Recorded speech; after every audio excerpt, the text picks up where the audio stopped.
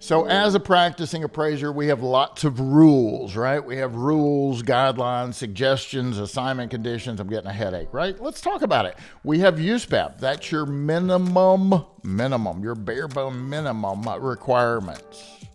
And I want you to understand that, ladies and gentlemen, that's not a suggestion or best practices or a guideline. That's a requirement. You have to adhere to USPAP, unless, of course, there's a jurisdictional exception. Another whole conversation there. We've got Fannie Mae and Freddie Mac guidelines, if applicable. We have FHA requirements if you're doing an FHA. And of course, we have all these laws. Can't forget law, right? We've got state laws we have to deal with on a regular basis. We've got federal laws we have to deal with. We have the Wall Street Reform and Consumer Protection Act, commonly known as Dodd-Frank. Oh my gosh, we've got FIRREA, the Financial Institutions Reform, Recovery, and Enforcement Act of 1989. I think I got that right. Now I'm getting a headache. Well, I have a special guest on the program. You're not going to want to miss it. We're going to talk about all these rules and guidelines and requirements and how you can navigate those and stay out of trouble. You're not going to want to miss this one. Come on back.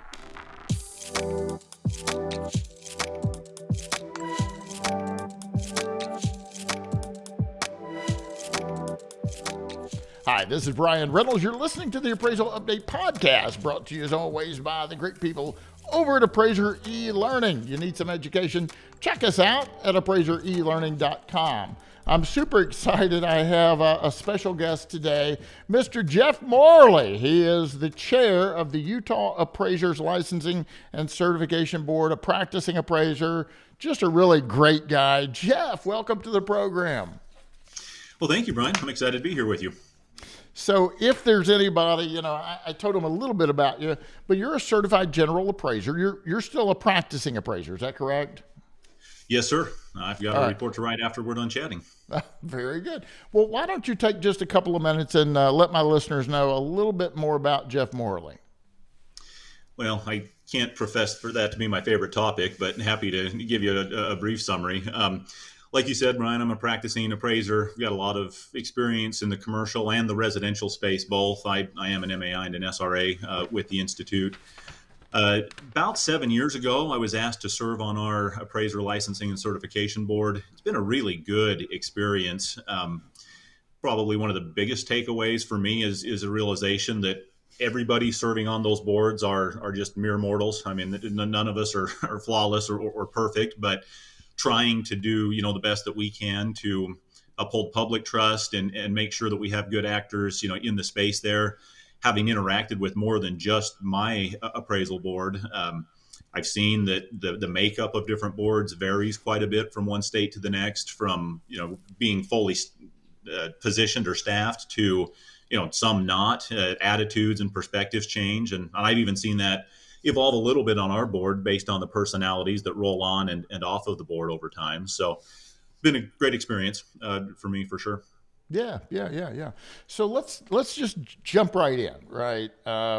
It's probably one of the biggest fears for a practitioner is I remember when I first started out, I was scared to death. I didn't know what I was doing. I was officially an appraiser, but I was stumbling around, and I remember the first time I got a call from the Kentucky Real Estate Appraisers Board. I mean, I was scared. Oh my God, Larry Disney's on the phone. What'd I do? Oh no, and I pick up the phone and he's wanting me to do some research for him in the local market here. And I'm like, whoo, Now I get a call from the board and I'm like, what do you want? I live my life. We can't live in fear, but a lot of appraisers do. They're terrified of these boards. And I get it. The boards are there to regulate us. That's the job. That's the job of the regulatory board, is to regulate us.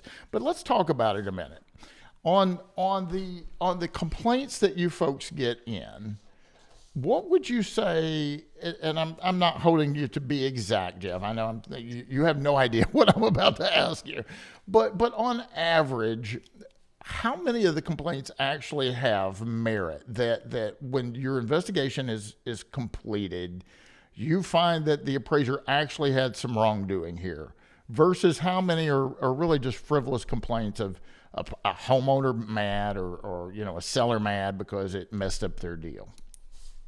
Well, that's a really good question, Bryan. In part because we only see as the actual board, I would estimate a small percentage of the total complaints that actually get submitted to the state. I know that states will handle this differently from one to the next, but for us, our division staff has a screening process that they will go through, and so something that appears to have no merit, no basis in an actual USPAP violation that may be, warranted, many will be dismissed. I know attending the last Aero conference, one of the hot topic items were tip letters and referrals from Fannie Mae that were being generated and sent in. And frankly, it was interesting to hear how states are struggling to know how to address those. Some states, handle them differently. Some won't even look into them if they're not on the right form and signed by an individual. Others are opening a case on every single one, at least some of the feedback I was getting. Our state is, just kind of going through their typical screening process on those. So, the first step is to screen those from what we see. So, from what actually goes from a screening to an investigation to then coming before the board. I don't have exact numbers, obviously, but it seems to me that it's a relatively small percentage that actually end up going through the entire process there. So in your particular state, if let's just say a licensee in your state had a complaint filed, there's a good chance if it was a disgruntled property owner and got mad because they thought the value was higher than what the appraiser opined, there's a good chance that wouldn't ever even cross the desk of the board. It would be handled prior to the board ever seeing that. Is that what I'm hearing? Yeah, I think that's an accurate statement. And that gets screened and addressed by the division staff. And I think that's probably an important note just to make for listeners is that you've got the staff, at least for us, we've got division staff that will receive and screen, and then even the investigators are on staff. The board members are the review or the volunteer, the volunteers that fill that position, but don't interact with the day-to-day operations of what the division staff is dealing with. So when there are questions, when there are decisions to be made, it's kind of a quasi decision making or judicial board in the sense that decisions are made, but we're not the investigators that are doing the investigation initially. And so I've seen some where a disgruntled homeowner in the scenario you laid out filed a complaint because they just knew the value of their property was a lot higher than this silly appraiser came up with. And sometimes those will go into at least the investigation phase where the division will contact the appraiser. They will ask for work product and work file. Oftentimes, if the sole basis of the complaint is just value and there aren't obvious, USPAP violations that stand out as they go into the investigation, there will be a dismissal at that point. So from those that make it through screening, through an investigation, then to actually coming before the board is a small percentage. I'm confident of that. Yeah. That's actually quite refreshing, because we as appraisers, we have a tough job, and I've always said, we're kind of like an umpire. If I make a call and you like it, then you love me. But if I make a call, he's out, and you don't like my call, I'm the devil, right? You hate me. And I've always said, in a lot of these instances, when a consumer, a homeowner files a complaint because the appraiser they feel was lower than, and I know there's probably some cases that have some validity there, but to me, that's almost like, well, the appraiser probably were doing their job, because the easy thing to do would be, well, I'm just going to make everybody happy, right? And I'll never get a complaint filed. And that's the wrong attitude. You're not adhering to the definition of an appraiser when that happens. So that's kind of refreshing that some of these don't even get up to you. But let's take it the other extreme. Let's take it to the other extreme where the complaint does appear to have merit. It goes through the investigative process and it gets to the board.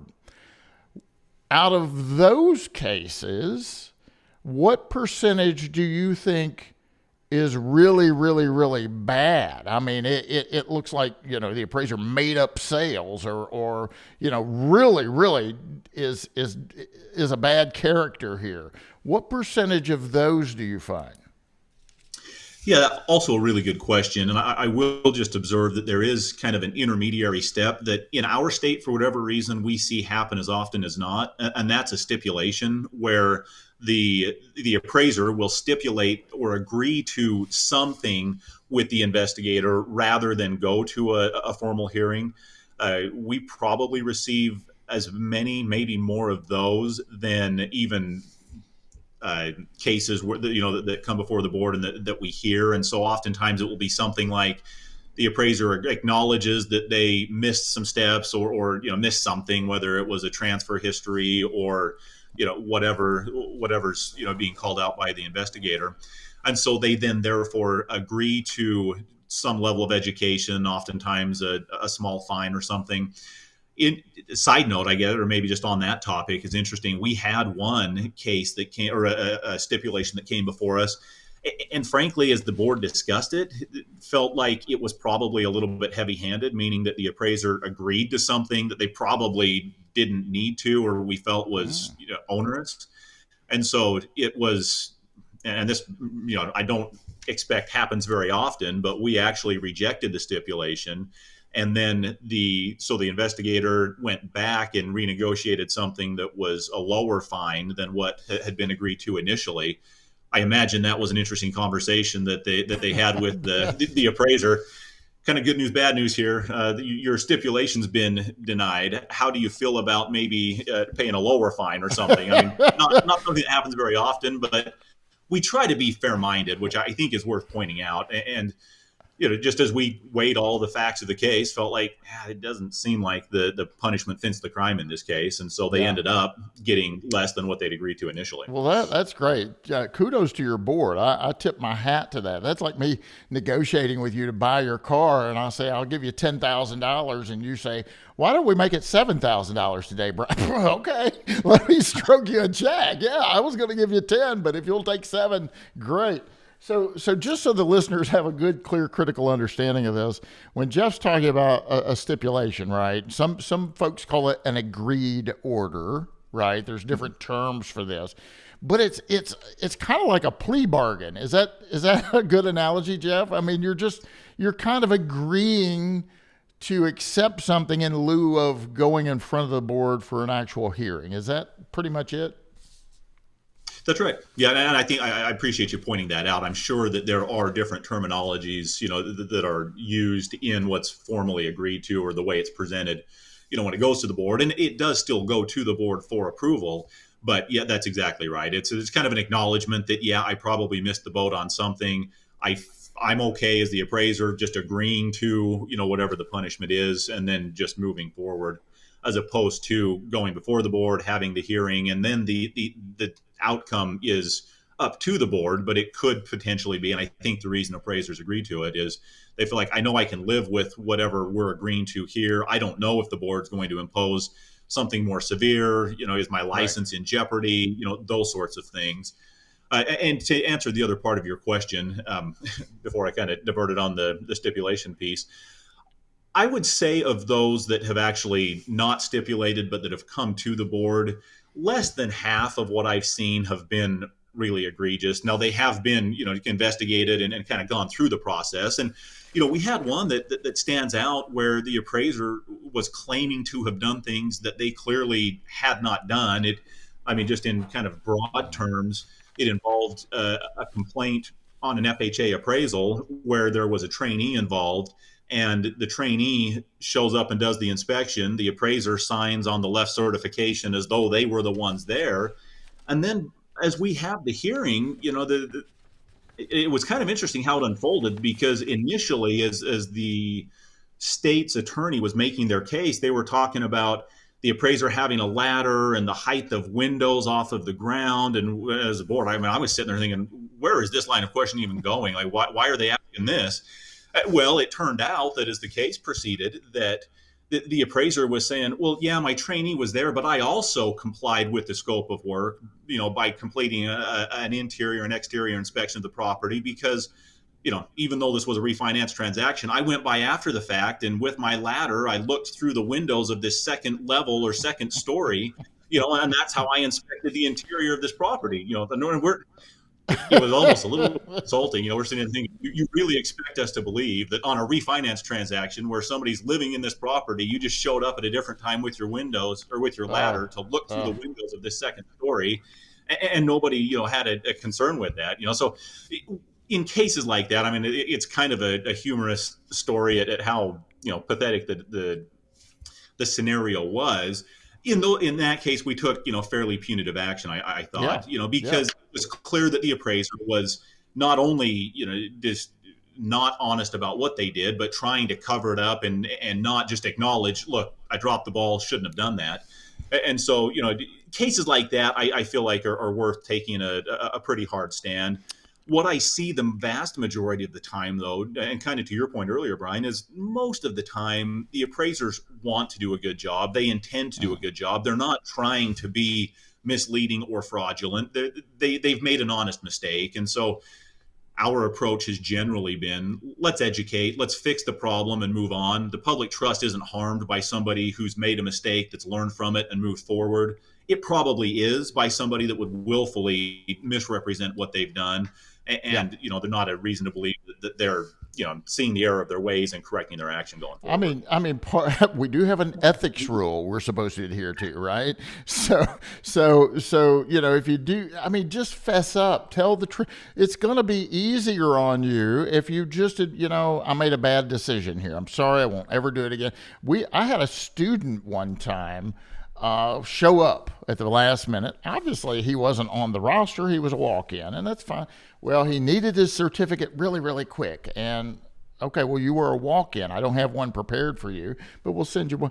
Come to find out, Jeff, this guy took a picture of another student's certificate, whited out the name, and hand wrote his in and sent it into the regulatory board.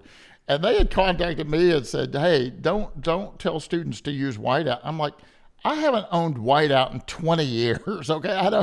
And come to find out, he said that I told him to do that. Then he said I did it, and his story kept changing.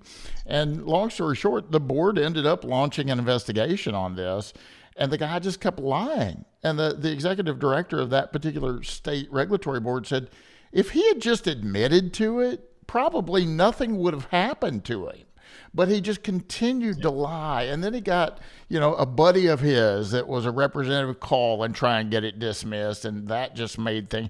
They ended up taking this guy's license. And it wasn't for what he did. He was in class the whole day.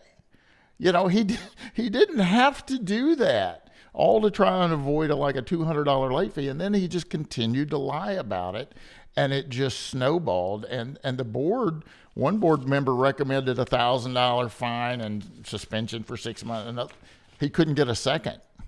And the other board member said, no, this is an ethical issue. If he's lying to us, what else is he doing? So not a good plan. And so for crying out loud, don't say that you went to the subject property if you didn't.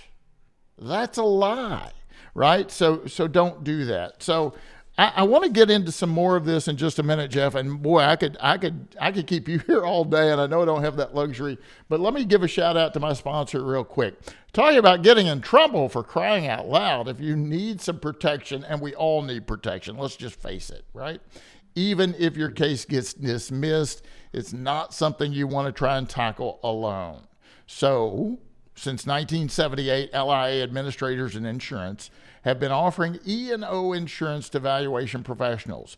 They provide superior customer service, exceptional liability education, and simply unparalleled claim defense. They've served over 10,000 real estate professionals all across the United States. LIA offers commercial bond, general liability, and cyber liability, and so much more. Check them out at liability.com to learn more about what they have to offer and how they can protect you. Thank you, LIA, for your continued support of the Appraisal Update podcast. We certainly appreciate it. So, Jeff, time's slipping away fast, and you've agreed, and I'll just let my listeners and viewers know. Jeff's going to come back at the end of November. So, we're going to schedule a webinar where you can ask Jeff Morley some questions, right? So, it will be on YouTube. So, you need to jump over to our channel on YouTube. Do it right now and hit subscribe. That way, you'll be notified when this thing comes out. Go to YouTube, search Appraiser eLearning, and hit the subscribe button. So on November the 30th at 10 o'clock Central Standard Time, we'll have the Appraisal Report webinar. And it will be broadcast live at 10 a.m. Central Standard Time. And you can type in questions, and we'll get to as many questions as possible. And I think, Jeff, we're going to go over a real case, right? Maybe a real case, what happened, what maybe your recommendations are for the appraiser to do different things to maybe a different outcome would have occurred. So we're really looking forward to that. Thank you for agreeing to do that. So that in mind, let's talk about some of the common mistakes you see. You know, you've said probably most of the cases fall in between, you know, someone that didn't do anything wrong and it's dismissed versus someone that's, you know, maliciously doing things they shouldn't be doing. The majority probably falls in the middle of those two extremes. So give some example where maybe you have an appraiser trying to do the right thing, doing a great job, but did they adhere to USPAP? No, they didn't. Maybe it's a technicality. Maybe it's something they missed. Give us some examples of some of the common errors so my listeners can make sure they're not doing any of those. Yeah, make sure they're better than the common or the average. Well, one other thing that we do on a fairly regular basis with the way our state works is we have a fair number of experience hearings where a trainee or a licensed appraiser is applying to upgrade their license, either become licensed or certified. And their experience has been rejected by our review committee, so they'll appeal before the board. And that's where we see probably the vast majority of kind of these common issues as somebody's, you know, newer in the process, learning their way through. One of the biggest ones I see consistently, and I think it's probably because there's some confusion around it, is that around work file and what should be in a work file and when they're asked by the state to provide their work file. Now, obviously that can apply in cases where there's an investigation. Also, when experience is being requested, you know, they ask for a copy of the final report that was submitted along with the complete work file. And so often as we're going through, especially those experience review hearings, because we've had more of those than formal investigations of late, you know, the board has an opportunity to talk with or ask the applicant, you know, so talk to us about how you came up with, you know, whatever the conclusion is in the report, a site value, an adjustment rate, you know, things along those lines. And the probably most common issue that we see is we'll ask, you know, so how'd you come up with your GLA adjustment, for example? And there's not a great explanation. There's not any data or documentation in the work file that may support, you know, what that is. Site values are another one where, you know, you can look at land sales if they're available. You can look at allocation. You can look at extraction. You know, there are other methods as well. They'll oftentimes know the word to say, well, I did paired sales for that adjustment. Okay, so where are the paired sales, or you know, what did they tell you about this adjustment? How do we know that it's, you know, the $60 a square foot that you're applying, or whatever it is? Or, you know, okay, so you said you did extraction to come up with your site value of $80,000. Where's the data, or like where did that 80,000, you know, come from? And beyond kind of the textbook answer of, well, you get site value by, you know, extraction or allocation or you know, sales if they exist or whatever, they're not connecting the dots to then actually having that where that they can point to. And it's oftentimes a bit of a revelation to them. And, you know, in part because sometimes the training is subpar. It's not what's part of the practice of the supervising appraiser. It's eye-opening, and a lot of times they come away realizing, oh, like I guess part of the reason for my work file is that I can actually support, you know, the conclusions that I've drawn in the report itself. And they just don't, in spite of the qualifying education, they just don't always connect those dots in practice. And that's probably the single biggest issue that we see, you know, consistently from one to the next. Yeah, I was just having a conversation with Jason Covington. You know Jason, buddy of mine, Yeah, and absolutely. regular speaker, and he helped us on a project. And I was telling him, I said, I'll ask Kelsey, who could be certified now, and she will be soon. She's been an associate appraiser for 3 going on 4 years. She knows her stuff. She's very analytic, does a fabulous job. And I'm like, yeah, I remember one time I'm like, let me see your land sales. Where'd you get, and I said, she brings me in 14 land sales. They're all weighted. Not all of them were weighted, but they were weighted. And the ones she didn't weight, she explained why. And when she gave X amount weight for this one, she explained. And I'm looking at it, and I'm like, okay, I don't have any more questions. And Jason said, she just did that on one of mine. He said, I was looking at it, and I'm like, all righty then. He said, there's no way to refute that. You may have a different opinion, but the data is just overwhelming. And I'm like, yeah, I want her helping me on every case, right? So it's just real refreshing to see that data and see those steps that she took to develop that opinion, and not just say, okay, well, here's 2 land sales and I'm somewhere in between, right? Or paired sales analysis. Well, where are they? I don't know. I don't know what I did with them. That doesn't cut it anymore. So, what are you still finding issues with, like highest and best use, support and rationale for that? Are you finding issues with the use of extraordinary assumptions and hypotheticals? I know we're seeing those on a regular basis. Yeah, great questions there. Yes, on the highest and best use, not as much as maybe we had seen in the past, but still definitely there. And part of it is, as you well know, the challenge with the lending forms is there's a box to check. There's not really a great built-in area, so the appraiser just has to be intentional about talking about the highest and best use. And oftentimes, it's not something that we're fining people for, but oftentimes if I'm making an existing property subject to repairs of certain deferred maintenance, kind of by definition, the highest and best use is to repair those items, but it's easy for the appraiser to forget to address, some of those types of issues when just thinking through what is the highest and best use of this property as improved. Well, it's to fix the deferred maintenance, and it's easy to have kind of a can statement that doesn't get edited or thought about maybe as well as it should. One of the areas that we see oftentimes, a problem is either reconciling a prior transfer of the subject property and the current value, or even just an analysis of a transaction generally. I mean, you know that USPAP says you have to report and analyze transactions, listings, offers.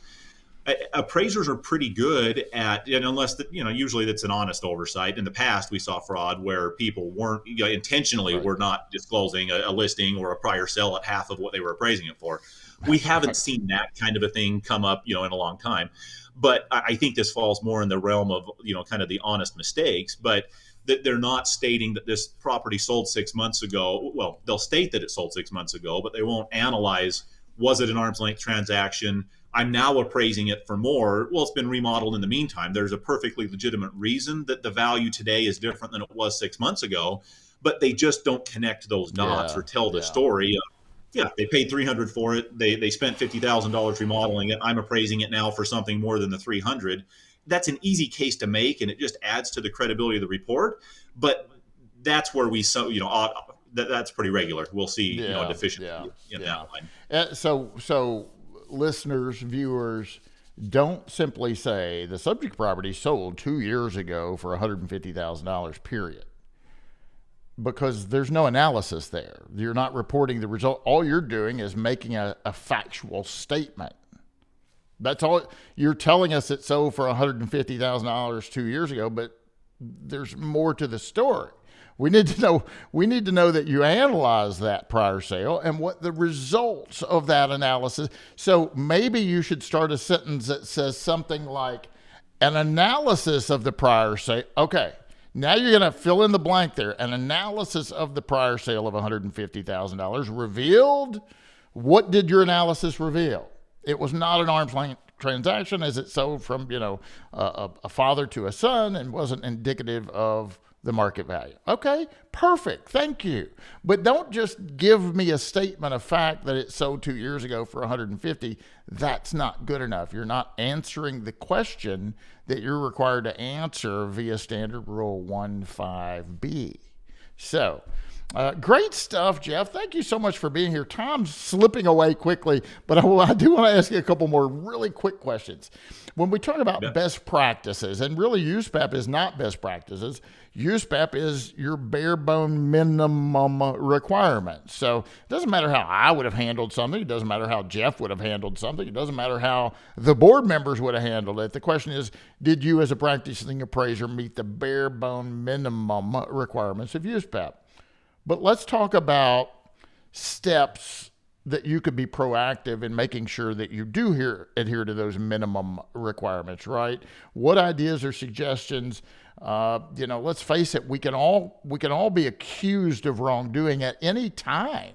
So if you haven't had a complaint, there's a good chance if you're in this business long enough, you might get a complaint filed against you. Jeff, what couple of ideas can you give the listeners as to what they could do to prepare in advance of that complaint? Yeah, I really appreciate that, Bryan. There are a lot of things as I've kind of thought through this that come to mind. One is having peers that you can interact with. If you work in an office where you've got other appraisers, readily available, don't be shy. I mean, talk to each other. Many appraisers, that work independently or on their own, there are lots of ways to be able to connect with other peers to understand, how would you handle this? Have you ever come across this kind of an issue? Properties in this subdivision seem to be selling for a lot more. I'm not sure why. Have you ever come across that? There are some mechanisms or avenues to be able to ask those questions, even if you are a sole practitioner. That there are associations that are immensely valuable, through NAA and the local state associations, the Appraisal Institute. There are lots of groups where you can connect with, call them friendly competitors or whatever you will, to kind of consult or get thoughts on how you might go about tackling something that could be a little bit challenging and may have a higher likelihood of, somebody not being happy with the result when it's all said and done. There's kind of related to that effort. I've been listening to the clubhouse connections on Mondays, Tuesdays, Wednesdays, Fridays. And in fact, just this week, an appraiser was at a property on site, had a question about a roof, via an attic inspection. And there were a whole bunch of people there able and willing to chime in or at least share perspectives. I would caution against putting too much stock in what you hear and see on Facebook groups. I've seen a lot of poor advice there that I wouldn't follow myself. So being able to either decipher or have a trustworthy group of peers is certainly valuable and important. And then maybe the last thing is talk to market participants that are out there. As appraisers, we kind of hunker down and do our reports and kick them out the door. But don't be afraid to talk to real estate agents, to those that are interacting and dealing with buyers and sellers on a daily basis. They may not have as strong of analytical skills in some respects as appraisers should have, but they're talking with the market participants day in and day out. They know what they value and what they care about. And so, I hear appraisers sometimes that think, well, I can't talk to an agent. I can't be influenced adversely on this, on this assignment that I'm doing or whatever. And, they can't threaten your oldest child if you don't give them a number they want, but you can certainly ask them, what were your buyers thinking when they made this offer? How are buyers valuing this? What are sellers looking for?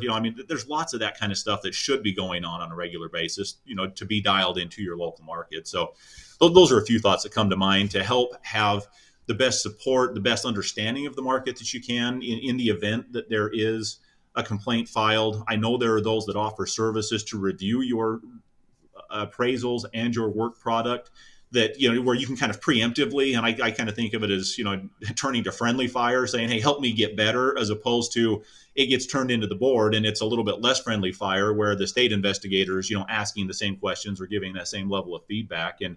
And so we've done that, directly and personally, where we've consulted with reviewers and said, tell us where we're weak, tell us where we can be better. And so I would definitely advise, kind of a proactive approach to, what is a random report that I did 2 months ago? How does it measure up, to the standards that are out there? And any one of us can do something a little bit better, I have no doubt. So, those kinds of things I think can help you be at the very top of your game. You can't avoid a complaint being filed. If somebody doesn't like a number, they can file a complaint. What the state does with it is out of your hands.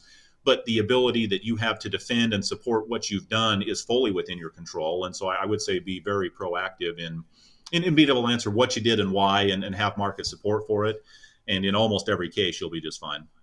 Jeff, thank you so much for being here. I mean, I knew you're a busy guy, and I love the fact that this conversation's been more about trying to help appraisers and talk about things you could do to improve. You know, when I was running races and doing a triathlon and stuff like that, it was all about, you know, yeah, we're all competitive, right? Most human beings are competitive, but the cool thing about that is you're looking, oh, did I get a PR here? My personal record, have I improved my own time? And that's what it's about, just trying to improve, because we can all improve, no question about it. And so I appreciate you coming on today, not from the perspective of appraisers are doing this and this and this and this, and appraisers need to stop doing this, right? You're coming more from the approach of, let's all improve. Let's try and do a little better. Let's try and find ways to avoid getting in that hot seat. And if we do get in the hot seat, we're prepared. We're prepared to answer those tough questions. So thank you for being here today. If someone wants to reach out to you directly, Jeff, what's a good way for someone to get in contact with Mr. Jeff Morley? Yeah, appreciate that, Bryan. I'm on LinkedIn. Not hard to find there. Aren't too many Jeff Morley appraisers that I've seen. Email address, jmorley, MORLEY, at accurity.com. Always happy to field questions, to connect with people, to share perspective. I don't claim to or feel that I know it all or am the best appraiser in the world, but certainly strive to get better, and certainly happy to share the perspectives that I've had, you know, through the course of my career. Very good. Thanks again, Jeff, for being here. I certainly appreciate it. Ladies and gentlemen, you've been listening to the Appraisal Update Podcast, brought to you as always by Appraiser eLearning, and with support of our fine fellows over at LIA Administrators and Insurance. We certainly appreciate their continued support. Don't forget, Jeff's coming back. Jeff will be here on November the 30th at 10 o'clock Central Standard Time for an hour. I get him for a full hour on that day, and it's going to be broadcast live, so you can actually watch live and you can be part of the conversation. That's what I love about our webinars. It's called the Appraisal Report Webinar, and it will be broadcast on YouTube. So jump over to YouTube, subscribe right now, and you'll be in the know. 10 o'clock Central Standard Time on November the 30th. Until next time, be safe, have a lot of fun out there, take a break, make some money, and happy appraising. The Appraisal Update Podcast is brought to you by Appraiser eLearning.